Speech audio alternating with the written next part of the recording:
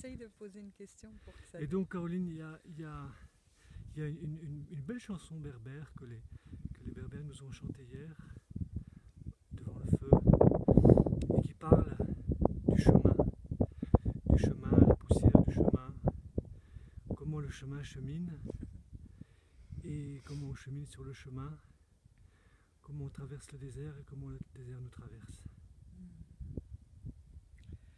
Alors c'est de ça qu'il s'agit effectivement. On vient dans le désert. Souvent on vient à un moment précis de sa vie. Le désert est un endroit initiatique de passage. On arrive aux portes du désert avec toute une vie qui nous précède dans un certain état. Puis il va y avoir la traversée du désert qui va vraiment être un espace de transformation.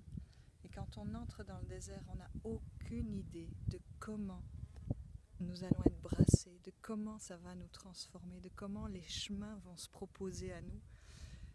D'autant que c'est un espace où il y a 1000 chemins possibles. Alors chacun va suivre sa quête, va suivre le fil de son histoire, va découdre les nœuds, va défaire ce qui se passe entre la vie que j'ai vécue, la vie que je voudrais vivre, l'histoire que je me raconte sur la vie que j'ai vécue, la réinvention de ma vie. Il y a tous ces fils-là qui s'en mêlent et qui parfois se nouent.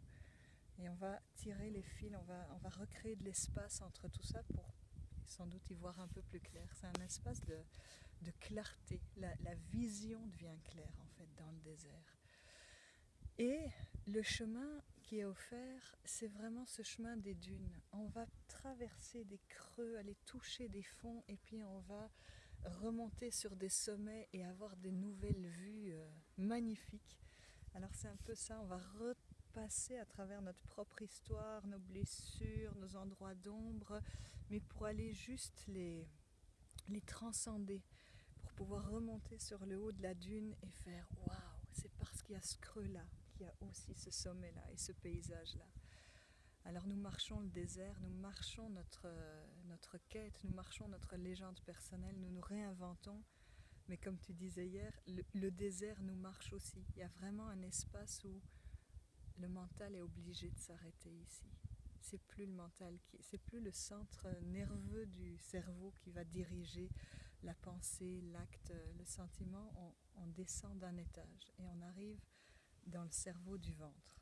Alors c'est peut-être pour ça que dans le désert, parfois on est un peu dérangé dans l'estomac parce que ça vient brasser toutes ces cellules nerveuses-là, ça vient brasser le cœur. Et là aussi, ça se transforme. Alors nous marchons le désert et le désert nous marche. C'est un lieu où nous pouvons vraiment déposer, vider, faire du deuil, s'en remettre à plus grand. Voilà, c'est ça, c'est un lieu de connexion énorme entre le haut, le bas, l'intérieur et puis entre les quatre directions qui sont toujours présentes. Alors il y a vraiment cet endroit, à la fois je pars de moi et je vais au plus large, tout autour de moi, au-dessus, en dessous, et en même temps je ramène toute cette immensité à l'intérieur de moi. Alors c'est ce double mouvement d'inspire et d'expire, mais qui est très très beau ici. Et c'est ce double mouvement de monter au sommet de la dune, descendre dans le creux de la dune. Et ça nous rappelle la vision cosmogonique des Berbères sur le sens de la vie et le sens du temps, qui est à passer par des sommets et puis passer par des creux, en sachant que ça ne s'arrête jamais en fait. Ils ont cette vision du monde sinusoïdal, mais que si tu regardes les dunes, ils ont une vision du monde en dunes en fait. Voilà. Le désert est un maître d'inspiration. Il y a cette recherche d'écouter le désert, de lire le désert. Alors là, on touche à quelque chose de plus chamanique. Mais le désert, la nature va nous parler. Si nous écoutons le livre de la nature et de la vie, chaque chose devient signe, chaque chose devient propice à interprétation. Je vais voir un scarabée, je vais voir une touffe d'herbe, je vais voir le vol d'un oiseau, je vais voir une ombre. Et chaque chose va être comme une réponse à la question que je me pose. Alors c'est pour ça que quand on vient dans le désert, on s'est défait petit à petit de tout ce qui nous ramène à la vie qu'on connaît. On a lâché nos montres, on a lâché nos téléphones, seule chose qui puisse s'écouter et s'entendre soit le chant de notre âme et le chant de l'univers. Alors c'est cette rencontre presque entre le chant de notre âme et le chant de l'univers.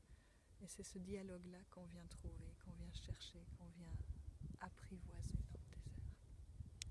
C-H-A-N-T et C-H-A-M-P. Exact. C'est ça, le chant de tous les possibles. Mais il faut rencontrer le grand silence pour pouvoir entendre réellement. Il faut rencontrer le vide pour avoir la perception du plein. Alors c'est tout cet endroit de contraste qui va se jouer à la fois à l'extérieur et à l'intérieur. C'est pour ça que c'est pas toujours un chemin confortable, parce qu'on est vraiment... Il y a quelque chose de très authentique dans le désert. Je peux que regarder comme ça, avec énormément d'authenticité et de vérité, ce qui se joue à l'intérieur de moi. Je peux plus me contourner, je peux plus faire de faux semblants, je peux plus être hypocrite, je peux plus me raconter d'histoires. Et ça, c'est un merveilleux endroit, mais qui demande du courage, qui demande de la ferveur, qui demande en fait d'être engagé sur le chemin de sa vie.